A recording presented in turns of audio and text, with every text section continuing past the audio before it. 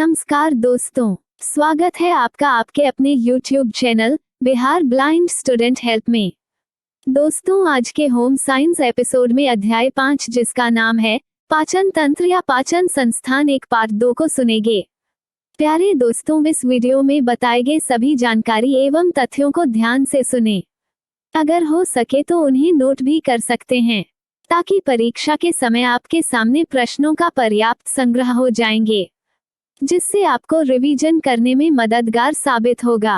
Video में आगे बढ़ने से पहले आपसे एक रिक्वेस्ट है, यदि आप इस चैनल पर नए आए हैं तो चैनल को सब्सक्राइब कीजिएगा, वीडियो को लाइक और दोस्तों और सहपाठियों के साथ शेयर कीजिएगा।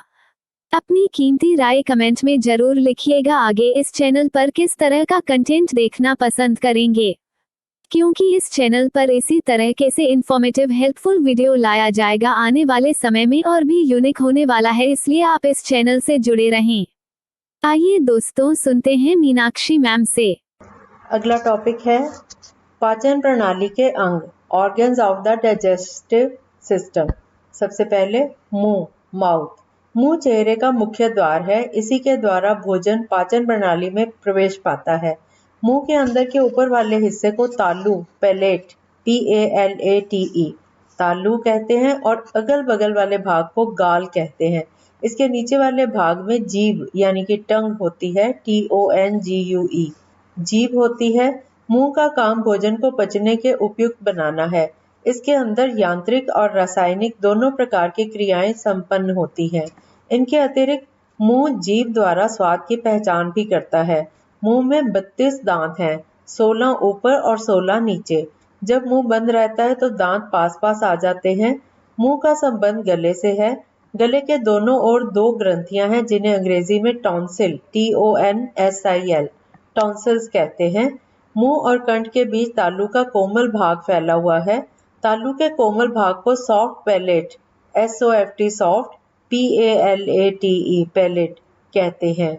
यह मुंह और नाक मार्ग के बीच पर्दे का काम करता है। इसी के मध्य भाग में एक कोमल मांसल भाग लटका हुआ दिखाई पड़ता है। इसे घांटी, UVULA, यूवुला कहते हैं। गाल की ऊपरी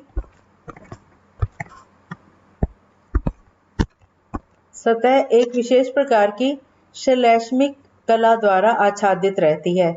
ऐसी श्लैष्मिक कला में असंख्य नन्ही नन्ही ग्रंथियां रहती हैं, जिनसे एक विशेष प्रकार का स्राव, म्यूकस, MUCOUS, म्यूकस निकलकर भोजन को तर रखता है तथा उसे निगलने में मदद देता है।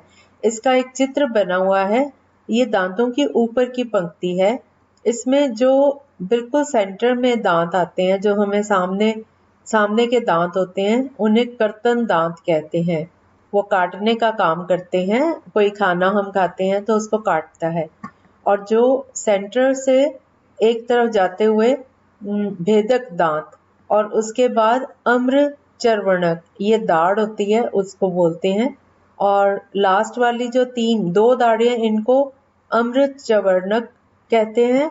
और उसके बाद लास्ट वाली जो 3 हैं उनको चर्वणक कहते हैं। और बिल्कुल आखिर में जो होता है वो बुद्धि का दांत यानी विवेक दांत कहते हैं उसको। और जो तालु होता है उसको ऊर्ध्वहवस्थी का अंश कहा जाता है। और अब दांत और उनकी बनावट, टीथ एंड देयर स्ट्रक्चर। पूर्ण वयस्क मानव के मुंह में 32 दांत होते हैं, 16 ऊपर वाले जबड़े में और 16 नीचे वाले जबड़े में। जीवन में 2 बार दांत निकलते हैं। बचपन में जो दूध के दांत निकलते हैं उनकी संख्या 20 होती है। जन्म के 6-7 महीने के बाद दूध के दांत निकलने आरंभ हो जाते हैं। इन्हें मौलिक दांत या दूध के दांत, मिल्क टीथ कहा जाता है। इनमें पहले सामने के दांत और विशेषकर नीचे के जबड़े में ही निकलते हैं। प्रायः जीवन के प्रथम 3 साल तक पूरे 20 मौलिक दांत निकल आते हैं। साधारणतः 6ठे या 7वें साल के लगते लगते इनका गिरना आरंभ हो जाता है। एक एक करके ये दांत गिरते हैं और इनकी जगह पर स्थायी दांत, परमानेंट टीथ निकलते रहते हैं। असली दांत दूध के दांत को ठेलकर एवं बाहर निकालकर उसका स्थान ग्रहण कर लेता है। 12-13 साल की उम्र तक प्रायः सभी दूध के दांत गिर जाते हैं और इसी बीच 28 स्थायी दांत निकल आते हैं। दूध के दांत अपेक्षाकृत छोटे और चमकीले होते हैं। रिकेटस, RICKETS, रिकेट्स रोग के कारण कई बच्चों के दांत देर से निकलते हैं। अब दांत की बनावट के बारे में।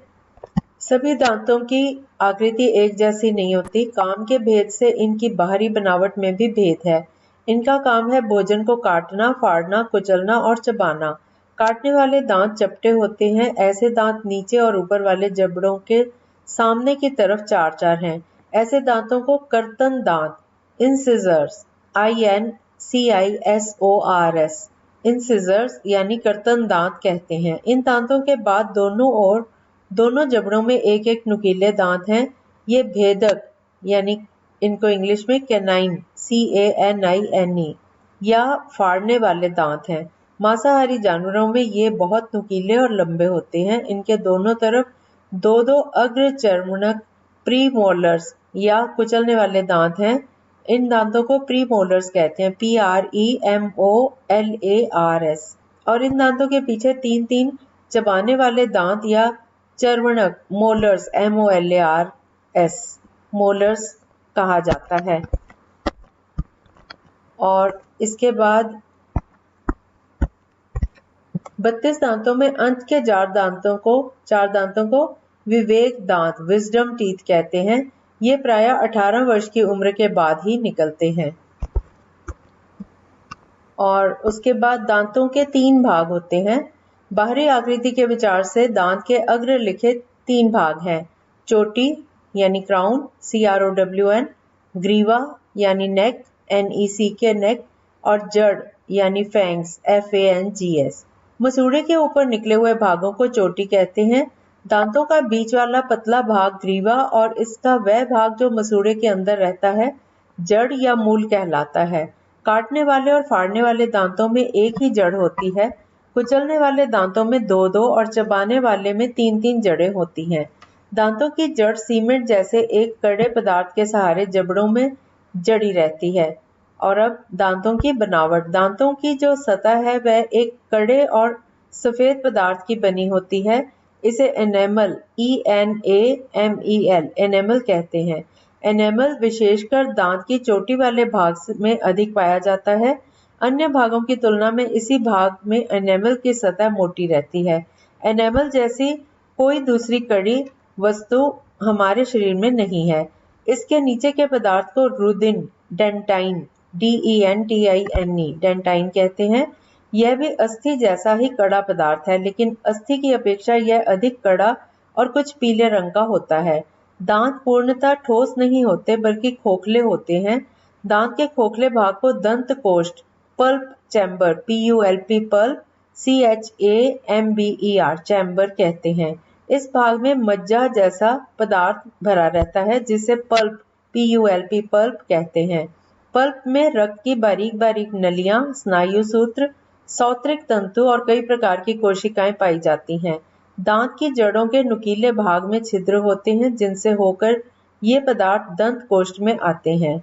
और अब दांतों की आवश्यकता, दांतों के कार्य। पहला कार्य, दांत से मनुष्य के मुंह की सुंदरता बढ़ती है। नंबर 2, दांत से भोजन चबाते समय लार की गिल्टियों से लार निकलता है जिससे भोजन पचने लायक हो जाता है। नंबर 3, दांत भोजन को चक्की की तरह पीस देता है जिससे पिसे हुए भोजन पर पाचक रसों का प्रभाव जल्दी पड़ता है। नंबर 4, दांत से कड़ी चीजें काटकर खाई जाती हैं। और इसका एक चित्र है। दांत के बारे में मैंने सब बता दिया। अब इसके चित्र हैं। दांत में दंत कोष्ठ होता है और बाहर ऊपर की सतह में सीमेंट होता है और आगे जो भाग है अंदर का वो डेंटाइन और उसके ऊपर एनामल चढ़ा होता है। तो ये है दांत की बनावट। और इसके अलावा एक चित्र और है दांत का। उसमें सबसे ऊपर दंत धातु, सबसे ऊपर दंत वेष्ट और उसके नीचे दंत धातु होती है और फिर दंत शीर्ष होता है, फिर दंत मीवा और दंत मूल और इसी तरह से दंत कोष्ठ, उसका जो आवरण होता है दंत कोष्ठ और नीचे दंत सीमेंट। तो ये दांतों की बाहरी आकृति है और इससे पहले जो मैंने बताई वो अंदर की आकृति है। और इसके बाद आता है जिह्वा। जिह्वा के बारे में जिह्वा मांसपेशियों की बनी है। साधारण अवस्था में यह मुंह के निम्न भाग में पड़ी रहती है और मुंह के पिछले हिस्से की ओर से आरंभ होकर सामने को चली जाती है। इसका ऊपरी भाग रुखड़ा और निम्न भाग चिकना रहता है। इसका सारा पृष्ठ छोटे बड़े ग्रहांकुरों पेपिले PAPILLAE ग्रहांकुरों से ढका रहता है। इसमें स्वाद कलियां वर्तमान रहती हैं। कलियां सामने छोटी और पीछे अपेक्षाकृत बड़ी रहती हैं। कलियों के कारण ही जिह्वा के पार्श्व भाग में स्वाद वेष्टित कलियां टेस्ट बड्स होती हैं, जिनके प्रभावित होने से विभिन्न प्रकार के स्वादों का ज्ञान होता है। सभी प्रकार के स्वादों के लिए जिह्वा में स्थान नियत है। मीठा स्वाद सबसे अधिक जिह्वा की नोक पर मालूम होता है और खट्टा स्वाद जिह्वा के किनारों और कड़वा इसके पृष्ठ के पिछले भाग पर अत्यधिक मालूम पड़ता है। अन्य स्वाद इन्हीं स्वादों के मिश्रण है जिनका ज्ञान जिह्वा के अन्य भागों से प्राप्त होता है। और जिह्वा के कार्य, जिह्वा से लाभ क्या है? स्वाद ज्ञान के अतिरिक्त जिह्वा बहुत सारे कार्य भी करती है। इसके लाभ इस प्रकार हैं। वीडियो को देखने के लिए धन्यवाद। यदि आपको यह वीडियो अच्छा लगा तो लाइक, शेयर और सब्सक्राइब दोस्तों के साथ शेयर करें। जल्द ही प्रस्तुत करेंगे आपकी सेवा में आपके समक्ष अगला अंक। तब तक अपना ध्यान रखिए, मन लगाकर पढ़ाई कीजिए। धन्यवाद।